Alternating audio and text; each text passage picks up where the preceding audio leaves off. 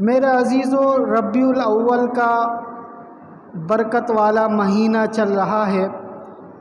ربیع الاول کا مہینہ یہ وہ مہینہ ہے کہ جس کے اندر سرور کائنات، امام الانبیاء، سید الانبیاء، سرور کونین، نبی آخر الزمان حضور اکرم صلی اللہ علیہ وسلم تشریف لائے، اور یہی وہ مہینہ ہے کہ جس میں حضور اکرم صلی اللہ علیہ وسلم کا وصال ہوا۔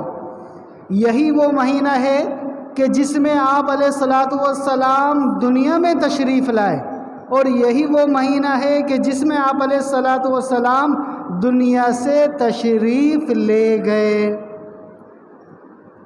تو جس وقت دنیا میں تشریف لائے، خوشی کا سما، کیونکہ اس وقت جہالت، اس وقت اندھیرے، اس وقت تاریکیاں، اس وقت ہر طرف بت پرستی، اس وقت ہر طرف شرک و بدعت، اللہ کی نافرمانی، اللہ کو ناراض کرنے والے کام ہوا کرتے تھے۔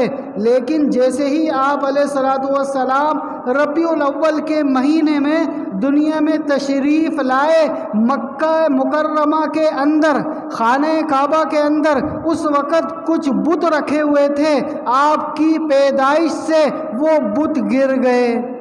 ایران کے بادشاہ کے محل میں چراغ جل رہے تھے، وہ چراغ بجھ گئے، اور یہ پتہ چل گیا کہ آخری نبی اس دنیا میں تشریف لا چکے ہیں۔ تو آپ علیہ الصلاۃ والسلام کی تشریف آوری ساری دنیا کے انسانوں کے لیے رحمت بن گئی۔ آپ علیہ الصلاۃ والسلام کا دنیا میں آنا تمام انسانوں کو جہنم سے بچ کر جنت میں لے جانے والا سبب بن گیا۔ آپ علیہ الصلاۃ والسلام کا دنیا میں آنا گویا کہ ایک عظیم خوشی بن گیا، سب سے بڑی خوشی۔ آپ علیہ الصلاۃ والسلام جس وقت اس دنیا میں تشریف لائے، اس سے پہلے اتنی بڑی خوشی ساری دنیا میں نہیں آئی تھی، اور آپ علیہ الصلاۃ والسلام کے آنے والے دن تمام دنیا میں اتنی بڑی خوشی اللہ تعالیٰ نے دی۔ اور جس وقت آپ علیہ الصلاۃ والسلام 12 ربیع الاول کی تاریخ کو اس دنیا سے پردہ فرما گئے، تو حضرت جبرائیل علیہ السلام نے بھی فرمایا کہ آج اس دنیا نے اتنا بڑا غم دیکھا ہے کہ آج کے بعد اتنا بڑا غم دوبارہ دنیا میں نہیں آئے گا۔ تو جس وقت آئے خوشی کا سما، جس وقت گئے غم کا سما۔ تو 12 ربیع الاول کا دن، چاہے خوشی کا دن ہو چاہے غم کا دن ہو، اس کی کوئی اتنی بڑی قدر نہیں ہے۔ اصل بات یہ ہے کہ آپ علیہ الصلاۃ والسلام کی سنتیں ہماری زندگی میں کتنی ہیں، آپ علیہ الصلاۃ والسلام کی تعلیمات ہماری زندگی میں کتنی ہے۔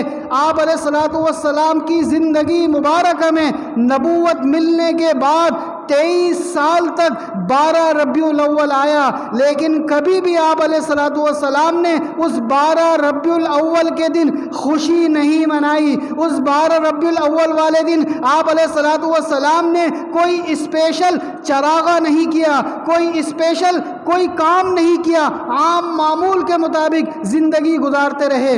اس کے بعد آپ علیہ الصلاۃ والسلام کے دنیا سے جانے کے بعد حضرت ابو بکر صدیق رضی اللہ تعالی عنہ کا زمانہ آیا۔ آپ علیہ الصلاۃ والسلام کے بعد صدیق اکبر کی زندگی میں 2 مرتبہ 12 ربیع الاول آیا، لیکن انہوں نے بھی کبھی کوئی خوشی نہیں منائی۔ اس کے بعد حضرت عمر فاروق رضی اللہ تعالی عنہ کا زمانہ آیا، 11 سال آپ رضی اللہ تعالی عنہ خلیفہ رہے، لیکن کبھی 12 ربیع الاول والے دن کوئی جلوس نہیں نکالا، کوئی اسپیشل کام نہیں کیا۔ اس کے بعد حضرت عثمان رضی اللہ تعالی عنہ کا زمانہ آیا، انہوں نے بھی کوئی اسپیشل 12 ربیع الاول والے دن جلوس نہیں نکالا، کوئی خصوصی خوشیاں نہیں منائی۔